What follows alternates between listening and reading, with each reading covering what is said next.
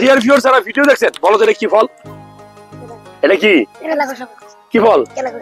তেলাকোচা। হ্যাঁ, রোগ কি বলে, কেউ কেলাকোচা না কি বলে, কেলাকচু বলে, কেলাকচু। এটা কি ফল? এটাও তেলাকোচা। এটা কাঁচা, এটা পাকা। পাকাটাই খাওয়া যায়? খাইবা? ভয় লাগে? আমি খাই। যারা ভিডিও দেখছেন এটা খাইলে নাকি পাগলা হয়, পাগল হয়ে যায় মানুষ। আমি খাচ্ছি, দোয়া করবেন আমার জন্য।